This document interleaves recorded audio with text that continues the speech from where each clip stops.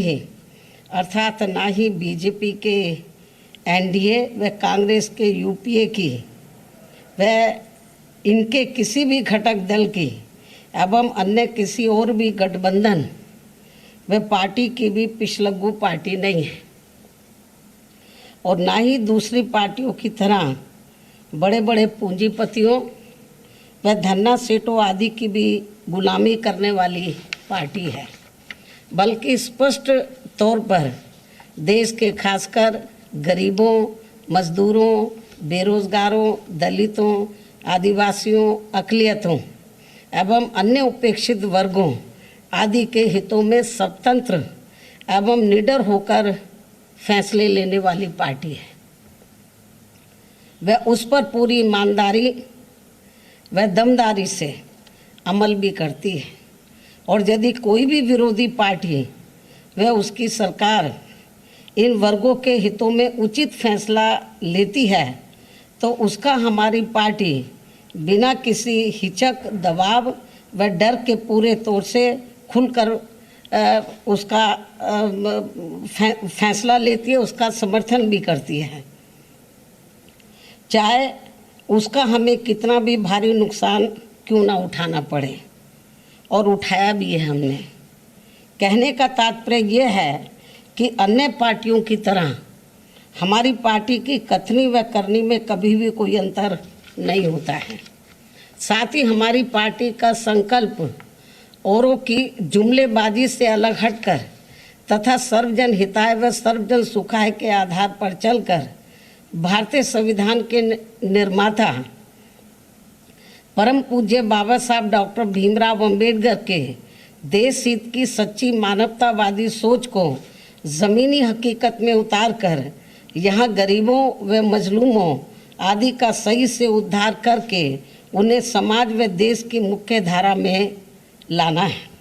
और यही सब हमारी पार्टी व उसके नेतृत्व की वह खास विशेषता है जो यहाँ अपने देश में किसी भी विरोधी पार्टी को अच्छी नहीं लगती है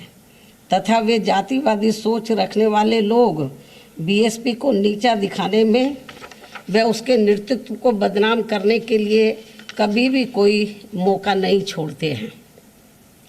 और उनमें से खासकर जो पार्टी केंद्र व राज्यों की सत्ता में होती है तो वह साम दाम दंड भेद आदि अनेकों प्रकार के हथकंडे अपनाकर वह बीएसपी के विधायकों आदि को भी तोड़कर हमारी पार्टी व मूवमेंट को कमज़ोर करने में ही लगातार लगी रहती है। और खासकर कांग्रेस व बीजेपी आदि जैसी ये विरोधी पार्टियां ये रत्ती भर भी नहीं चाहती हैं कि परम पूज्य बाबा साहब डॉक्टर भीमराव अंबेडकर का मानवतावादी संविधान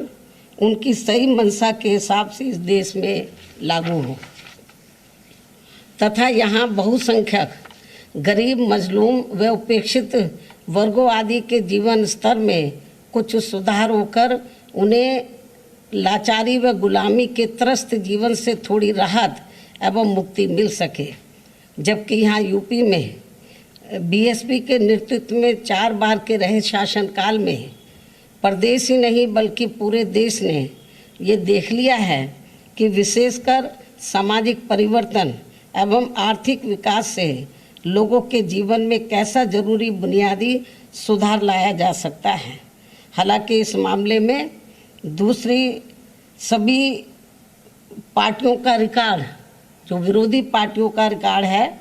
वो मुंह में राम बगल में छुरी वाली कहावत को ही अब तक दर्शाता रहने का ही रहा है।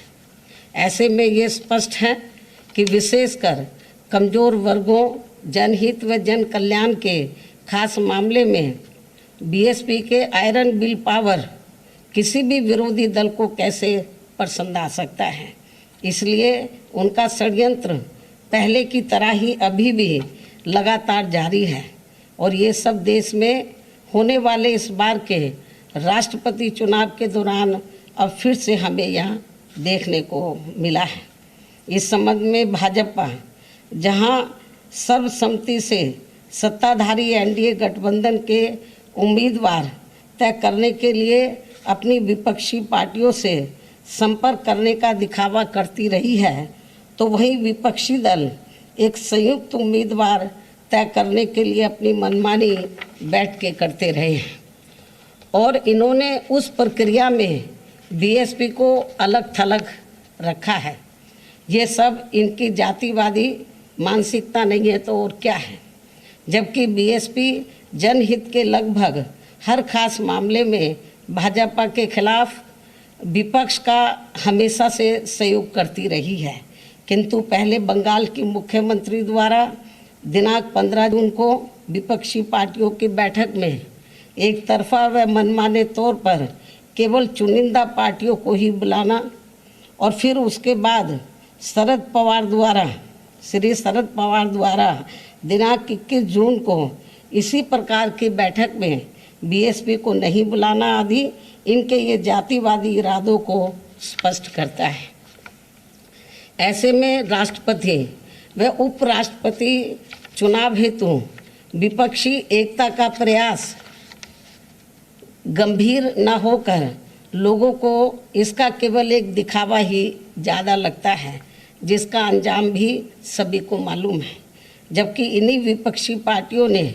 बीएसपी को भाजपा की बी टीम का झूठा प्रचार खूब फैलाकर व माहौल बनाकर खासकर यूपी के इस बार के विधानसभा के हुए आम चुनाव में हमारी पार्टी को काफ़ी नुकसान किया है। बल्कि इन्होंने एक विशेष समुदाय को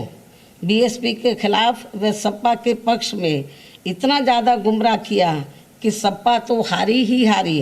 अंत में भाजपा यहाँ दोबारा से सत्ता में आ गई। लेकिन इस आत्मघाती रवैये के बाद भी विपक्षी पार्टियों का बीएसपी विरोधी जातिवादी रवैया अभी भी बरकरार है, जिसके बाद निश्चय ही बीएसपी अब किसी भी मामले में अपना निर्णय लेने के लिए पूरी तरह से स्वतंत्र व आज़ाद है, जो बीएसपी के प्रति विपक्ष की जारी जातिवादी नीति की ही करनी धरनी का ही परिणाम है। और ऐसे संकीर्ण जातिवादी तत्वों को ना तो पहले परम पूज्य बाबा साहब डॉक्टर भीमराव अंबेडकर व उनका मानवतावादी मूवमेंट गवारा हो रहा था और ना ही अब इन्हें बीएसपी को फलना फूलना हजम हो पा रहा है, क्योंकि बाबा साहब डॉक्टर भीमराव अंबेडकर के ज़बरदस्त जीवन संघर्षों से जो कुछ देश के गरीबों, मजदूरों, बेरोजगारों,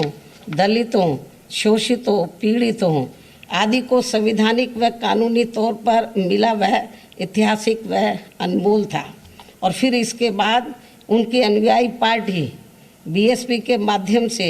इन उपेक्षित समाज के करोड़ों लोगों को उनके जो संवैधानिक व कानूनी अधिकार जमीनी स्तर पर खासकर यूपी में मिल पाया है, वे बेमिसाल है, जो इन सभी बीएसपी विरोधी पार्टियों को कैसे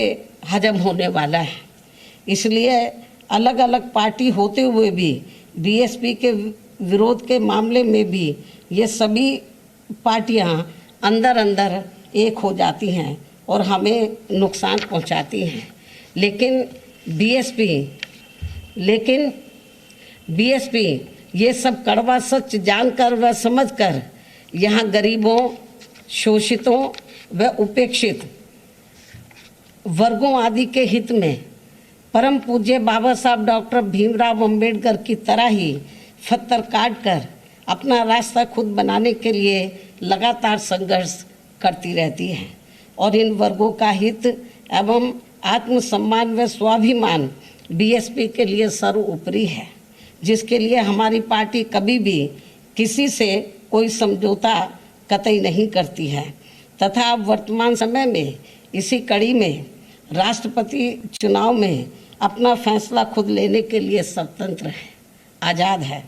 जिसके तहत ही हमारी पार्टी ने आदिवासी समाज को अपनी मूवमेंट का खास हिस्सा मानते हुए द्रौपदी मुर्मू को राष्ट्रपति पद के लिए अपना समर्थन देने का फैसला लिया है। और हमने ये अति महत्वपूर्ण फैसला बीजेपी व इनके एनडीए के पक्ष में नहीं और ना ही इनके विपक्ष यूपीए के विरोध में कोई सोच कर लिया है, बल्कि अपनी पार्टी व मूवमेंट को विशेष ध्यान में रखकर ही एक आदिवासी समाज की योग्य व कर्मठ महिला को देश का राष्ट्रपति बनाने के लिए ये खास फैसला लिया है। हालांकि वह कितना फ्रीली होकर वह बिना किसी दबाव के कार्य कर पाएगी, ये तो आगे चलकर समय ही बताएगा। अंत में अब मैं अपने आदिवासी समाज की महिला को देश का राष्ट्रपति बनाने के लिए अपनी पार्टी का वोट देने का ऐलान करते हुए अपनी बात यही समाप्त करती हूँ। धन्यवाद।